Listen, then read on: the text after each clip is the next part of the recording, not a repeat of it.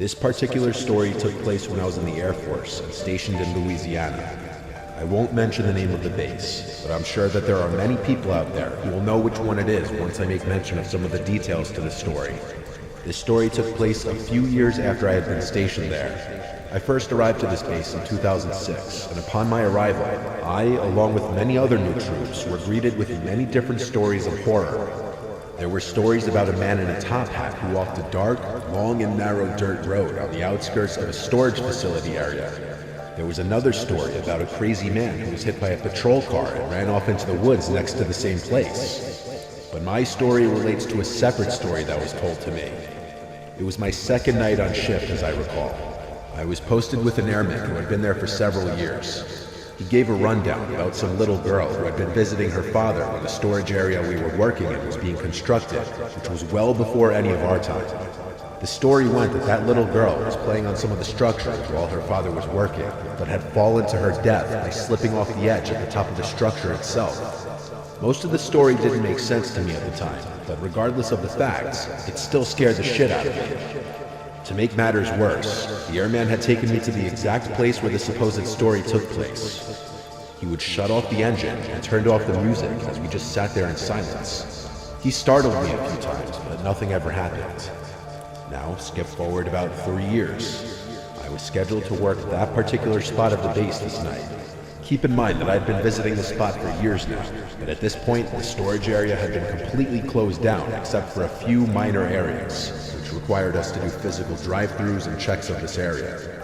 The shift itself started out rather shitty. Me and my Alpha, aka partner, had been given a cattle truck to do this patrol, as our normal vehicle was in the shop for maintenance. Yeah, I'm not kidding, a cattle truck. I know this part doesn't seem very important to the story at the moment, but it will tie into the story eventually.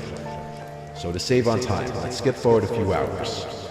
We were scheduled to do 3 random checks of a storage facility that night, and we had already completed 2 of the 3 prior without any issues. So come about 4 o'clock in the morning, we decided to do our last check, seeing as all the maintenance guys had went home for the night in this area. The only way to access the area was with 2 very large separate gates, which took forever to open. We pile in, lock the gates behind us, and continue on our way. My Alpha was driving during this check, and I was the spotter who used the flashlight to check the lock on each structure. An important detail that I left out, which may be necessary here, is that the story of the little girl had taken place on a road within the storage area, which we called Echo Street. By this point, everything was fine, and we had finished our rounds. My Alpha makes the final turn down Echo Street. We had both been pretty talkative during most of the night, and we were just shooting the shit. I got an uneasy feeling. Something felt different, but I couldn't make out what it was. We were about halfway down the road when things became almost completely and frighteningly silent. Even the rumble of our cattle truck and the faint noise of the radio playing seemed to become less audible. As we approached the structure from my previous story, I must stress at this point that even telling or typing this part still brings a chill down my spine and makes my eyes tear up in fear. But as we approached the structure itself, I turned my head to the outside of the window opposite of the structure, and out of my left ear, I hear a sound that nearly caused me to piss myself.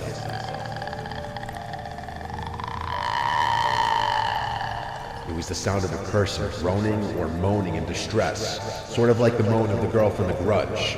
Yes, I'm very serious. The faint, creepy moan begins to ring inside the cab of the truck between the 2 of us, in between the dark emptiness of the middle seat. I feel my blood turn cold, and I quickly turn to my Alpha and yell, "Dude, cut that shit out." My Alpha turns to me with a confused look on his face. At this point, he begins to take his foot off the accelerator and asks, "Am I going too fast?"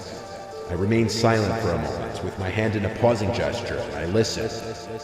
I hear the noise again. My partner interrupts and asks, "What's wrong?" I quickly turn the music off without saying anything at first, and then I whisper to him, "Do you hear that?"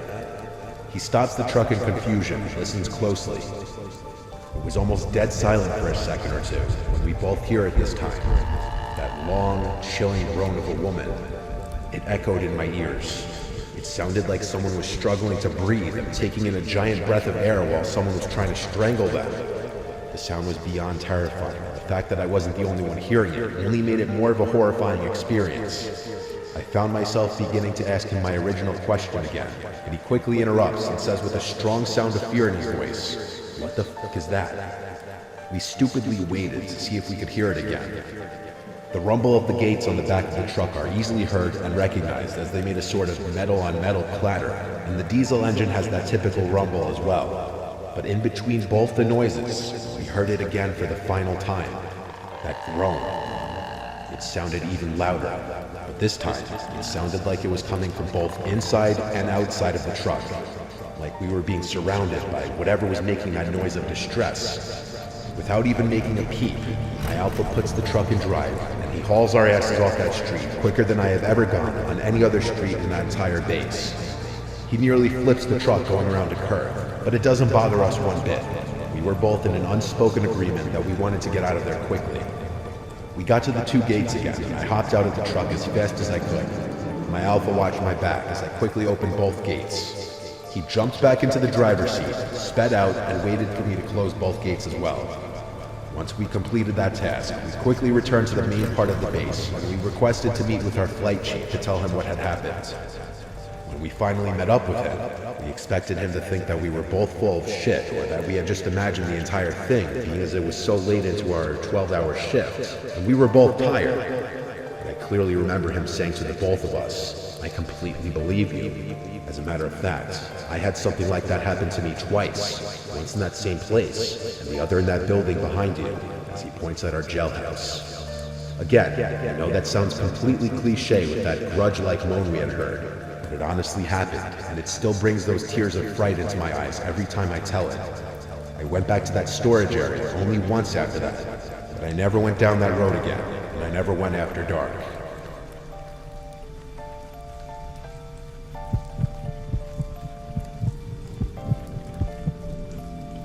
I haven't told my story to many people, except for my wife and a few other of my close friends. It happened while I was stationed in the Army as a radio operator during the Vietnam War, and I haven't forgotten it to this day. I was a young recruit, freshly drafted out of high school, and I didn't know much about the war.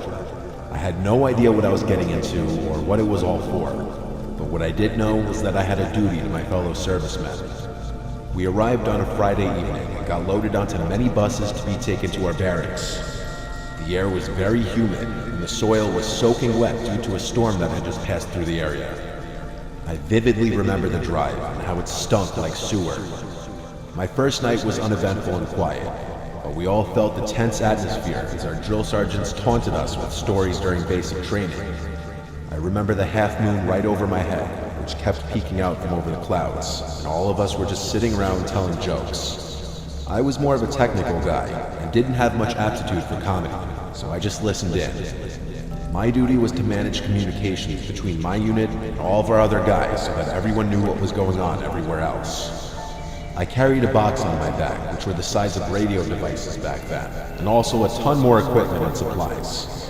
I was quickly assigned to a tight-knit unit who had just lost their communications operator to a landmine, and I remember the first time we made contact with the enemy. It was the loudest thing I ever heard. We were in a dense part of the jungle and couldn't see the enemy at all, but we quickly ducked as soon as they began firing at us. We opened fire in their general direction in return. The chaos seemed to last forever, and we probably ceased fire after a couple of minutes. We advanced forward to close in on the enemy and secure the area, and it was the first time I ever saw the enemy up close. There they were, 3 dead Viet Cong soldiers laying in a pool of their own blood. I couldn't believe that I was looking at 3 human beings that were alive just moments ago. Young guys who maybe had sisters or brothers or parents. They were probably just chilling around moments before we arrived. And here we are moments later, looking at their motionless bodies. But I must say that I felt justified, because they were the enemy, and they would have been standing over our dead bodies instead. A few days later, we got assigned to a different location, which saw heavier casualties and needed more support. I grew accustomed to the violence and saw many of our young men die painfully. One day, I was told by my NCO that someone wanted to speak with me. I was greeted by an older man in his late 50s who looked totally out of place. His demeanor was calculated and predictive, and even my commanding officer seemed to have turned into a yes man in front of him. He introduced himself as Frederick Douglass, an intelligence officer stationed nearby, and that I was going to be assigned to him as an RTO for his unit. I liked my unit and wanted to stay with them, but orders are orders. I had no choice, so I got on the Huey and went with them. We landed in a heavily wooded area next to a few Viet Cong huts. It was heavily built up by the enemy, and I could definitely imagine the fight that must have taken place here. There were some guys who had gas masks on, and others standing nearby, but they didn't seem to notice me or even care that I was there. It was a very strange atmosphere that didn't feel quite right. These guys didn't act like normal soldiers, and definitely didn't have the look of fear in their eyes like most of us did. I even tried to talk with some of them, but all I got was a strange, emotionless glare like they were infected with something. Whatever it was, they all had it, and it made me feel very uneasy. Officer Douglass and I entered one of the smaller huts, and I was told to stay put until someone would come and get me. I should have just stayed there and waited, but I was too curious and apprehensive to relax. So I just made my way out towards the main tent and took a peek inside. What I saw made my stomach drop like it never had before. On a makeshift table lay 6 murky containers. Each one of them had a severed head of a guerrilla fighter inside, with several tubes and wires protruded from them. A green liquid seemed to be reacting with the heads, as their mouths and eyes were quivering like they were half alive. I suddenly felt a hand grab onto my shoulder. It was Intelligence Officer Douglass. He looked very upset. I meekly asked what they were doing inside there. He angrily said that I should not have gone in there and sent me back to my hut. We must have been attacked or something, because I woke up a day later in triage with several broken ribs and a fractured collarbone, with no memory of anything that happened right after that. I never saw Officer Frederick Douglass or those soldiers ever again during my time, if that was even his real name. And I often wonder what those guys were doing back there. Maybe they were trying to gather intelligence from dead enemy soldiers or something. Either way, it was a strange experience that I'll never forget.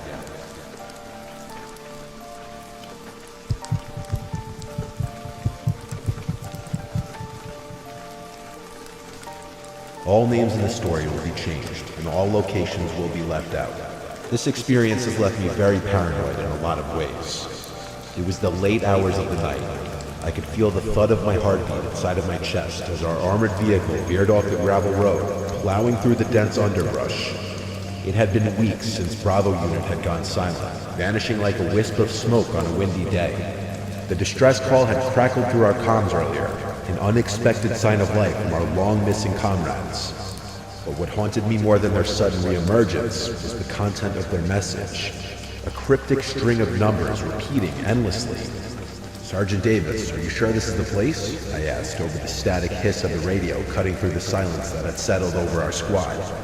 "That's what command confirmed. Get ready," Davis replied. As our vehicle came to a halt, the dense fog seemed to get worse. We disembarked into the unknown, the silence of the abandoned base growing increasingly unsettling. Buildings stood like hollowed-out husks, with windows shattered, doors ajar. A living town not even a few weeks ago, now just a ghost town. Davis ordered us in a whisper to stay sharp as we moved forward, with our boots crunching on broken glass and debris.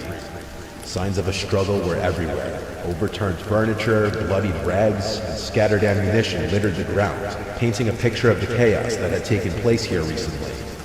The base, once a bustling hub of military activity, was eerily silent now, except for our own shallow breaths and the distant, echoing cry of the numbers broadcast. As we neared the command center, the transmission grew louder, a constant chant that seemed to bore into my mind, its meaning as elusive as the shadows in the fog surrounding us. Entering the command center, we found it abandoned, the air stale, the only light coming from the blinking consoles. The radio speakers, crackling with static, repeated the sequence over and over in a monotone voice. 5, 8, 2, 4, 7. 5, 8, 2, 4, 7. Corporal Lee whispered, "What does it mean?"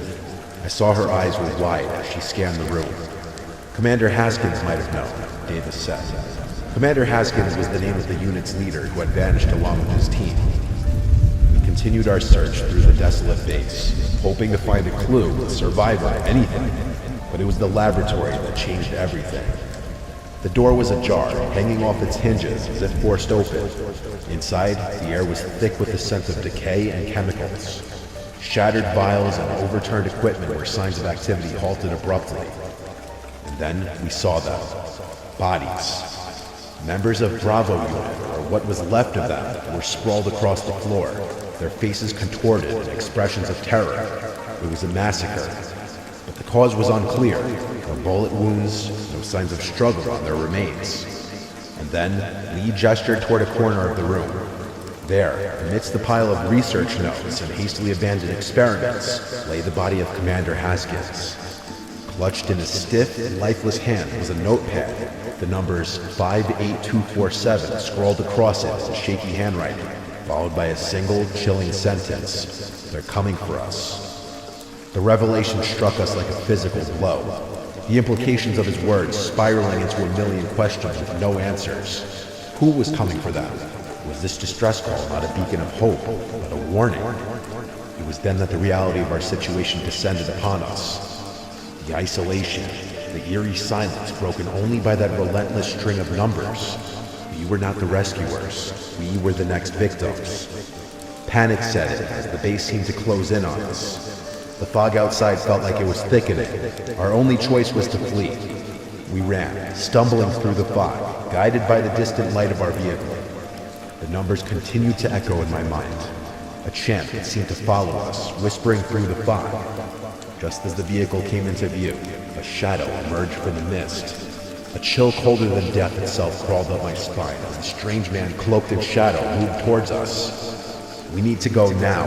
Davis's shout snapped me back to reality, the urgency in his voice mirroring a primal fear within me. Our training had prepared us for many different types of enemies, but we had no idea what we were dealing with here. We scrambled into the vehicle. Lee's hands were shaking as she manned the communications, with obvious fear and shaking in her voice. This is Alpha Unit calling command. Mayday, Mayday. We need immediate extraction from Zone Bravo. Do you copy? Over. The radio crackled, the numbers interrupting her plea for help. 5, 8, 2, 4, 7. I couldn't shake the feeling that those numbers held some kind of meaning to what we had stumbled into. As the base faded into the distance, swallowed by the fog, so too did the person who emerged from the shadows of the fog.